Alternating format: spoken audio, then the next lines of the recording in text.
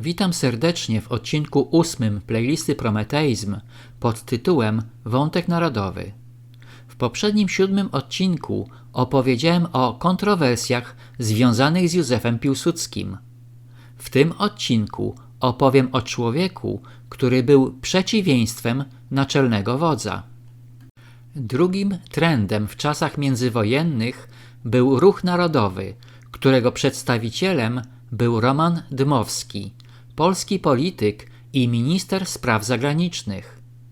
Roman Dmowski był postacią wybitną jak na tamte czasy i jego myśli polityczne dotyczące Polski są aktualne po dzień dzisiejszy. Nie będę w tym odcinku omawiał wizji polityki zagranicznej Romana Dmowskiego, ale przytoczę 3 fragmenty z jego książki. Romantyzm polityczny poprzednich pokoleń miał jedną dążność do pozyskania dla sprawy narodowej mas ludu, które ciemne i bierne obojętnie patrzały na wysiłki warstw wyższych w walce o niepodległość. Dążność zaszczepienia w tych masach idei narodowej do uczynienia ich samym narodem, świadomym swych praw i walczącym o nie. Przez cały okres dziejów porozbiorowych przewija się szereg szlachetnych marzycieli, nieraz utopijnych demokratów, którzy z zapałem szli między lud, niosąc mu światło wiary narodowej. Pomimo prześladowań ze strony rządów, pomimo że ten sam lud, niezdolny ich zrozumieć i ulegający podszeptom agentów rządowych, czasami krwawo im za to płacił.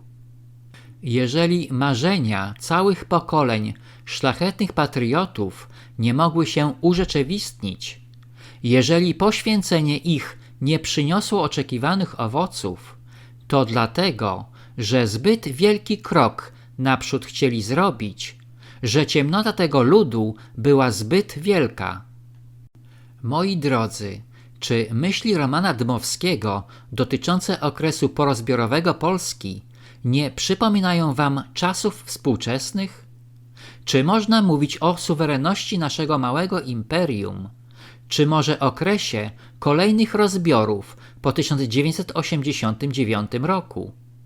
W tamtych odległych czasach XIX wieku istniały tylko przekazy ustne i czasami książki, a dzisiaj, mając dobę internetu i ogromną przewagę informacyjną, niestety prawie z niej nie korzystamy. To prawda, że współcześnie atakuje nas dużo groźniejsza, liczniejsza i wyposażona w potężny arsenał informacyjno-propagandowy wroga armia. Ale to nie znaczy, że mamy złożyć broń jak ciemny lud. Tak jak pisał Roman Dmowski, niepotrzebne nam powstania, ale musimy małymi krokami naprzód zdobywać wiedzę i rozpowszechniać ją wśród Polaków. A teraz przedstawię wybrane informacje o Romanie Dmowskim oraz dokonam uproszczonej analizy tej postaci.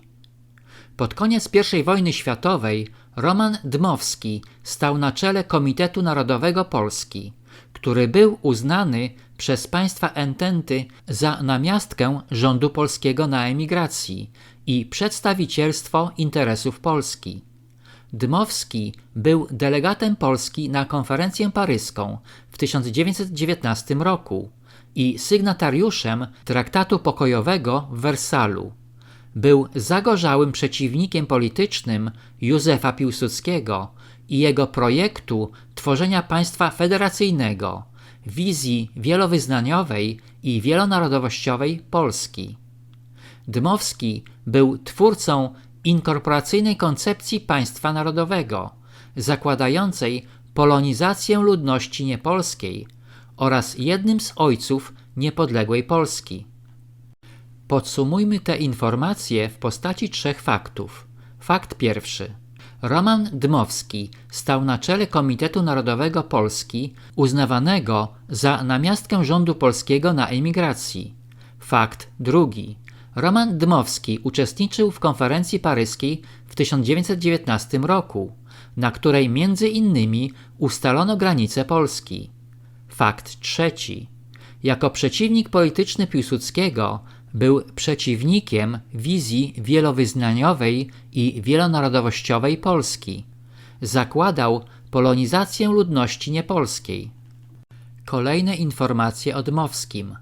Roman Dmowski widział większe zagrożenie dla Polski ze strony Niemiec, a nie Rosji i zgodnie z programem wszechpolskim uważał, że sprawę Polski należy łączyć z przymierzem francusko-rosyjskim przeciw Niemcom.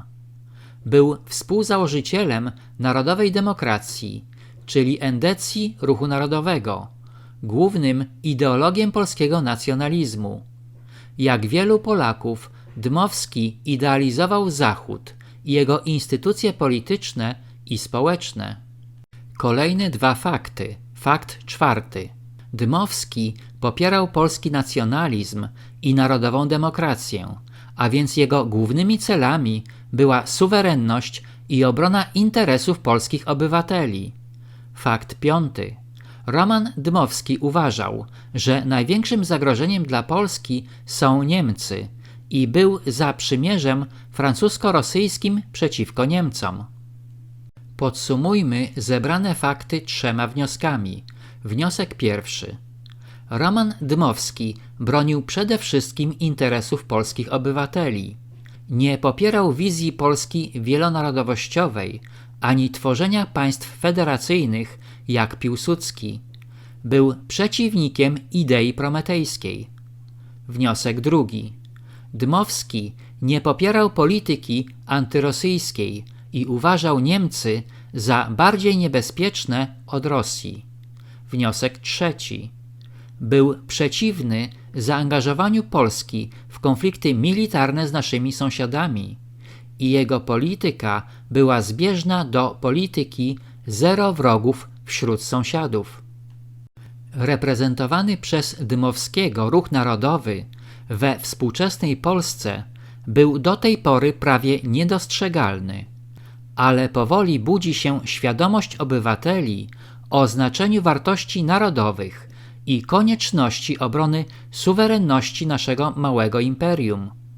Niestety, ciągle zalewa nas propaganda medialna hołdująca wizjom federalizacyjnym Unii Europejskiej oraz utopijnego neoprometeizmu. Na tym zakończę odcinek 8, w którym przedstawiłem krótką analizę postaci Romana Dmowskiego, będącego reprezentantem Ruchu Narodowego w międzywojennej Polsce. Serdecznie zapraszam do odcinka 9 pod tytułem Szef gabinetu.